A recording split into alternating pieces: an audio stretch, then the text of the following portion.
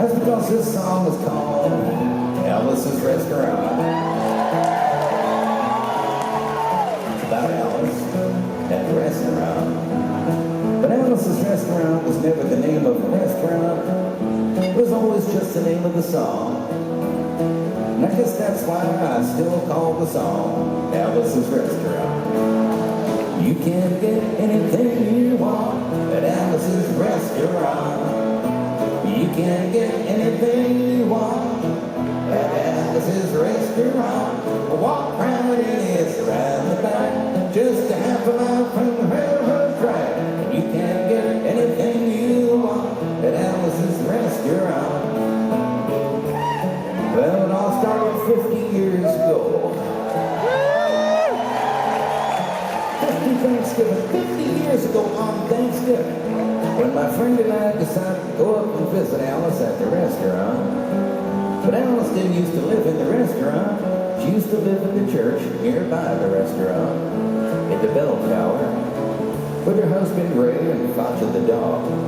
And living in the bell tower like that, they used to have a lot of room downstairs where the pews used to be in, and seeing as how they took out all the pews and having all that room, they decided that they didn't have to take out their garbage for a long time.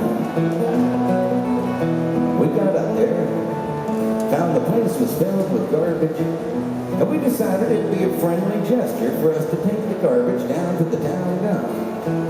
So we took the half a ton of garbage, put it in the back of a red VW microbus, took shovels and rakes and implements of destruction and headed on toward the town dump. There was a sign, a chain across the road saying, closed on Thanksgiving. We had never heard of a dump being closed on Thanksgiving before. So with tears in our eyes, we drove off into the sunset looking for another place to put the garbage, and we didn't find one. Till we come to a side road, and off of the side road there was a 15-foot cliff, and at the bottom of the cliff there was another pile of garbage. And we decided that, well, one big pile would be better than two little ones. And rather than bring that one up, we decided to throw ours down. That's what we did. Drove back to the church, had a Thanksgiving dinner that couldn't be beat, went to sleep, didn't get up until the next morning when we got a phone call from Officer Odie. He said, "Kid, we found your name on an envelope at the bottom of half a ton of garbage. Just wanted to know if you had any information about it." I said, "Yes, sir, Officer Odie. I cannot tell a lie. I put that envelope under that garbage."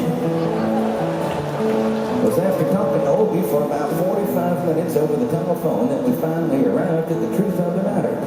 And Odie said we had to go down and pick up the garbage.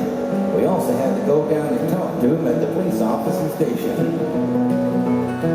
Now, friends, there was only one of two things that Odie could have done at the police officer station, and the first thing was he could have given us a medal for being so brave and honest over the telephone, which wasn't very likely, and we didn't expect it.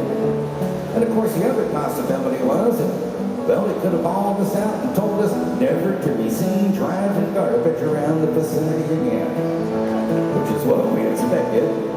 But when we got to the police officer station, there was a third possibility we hadn't counted upon, and we was both immediately arrested, handcuffed.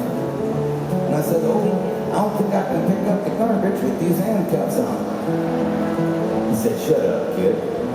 Get in the back of the patrol car." Well, we sat in the back of the patrol car and drove to the, quote, scene of the crime, unquote. Now, friends, I want to tell you about the town of Stockbridge, Massachusetts, where this was happening. They got 3 stop signs, 2 police officers, and 1 police car. But when we got to the scene of the crime, there was 5 police officers and 3 police cars, being the biggest crime of the last 50 years, and everybody wanted to get in the newspaper story about it. And they was using up all kinds of cop equipment they had hanging around the police office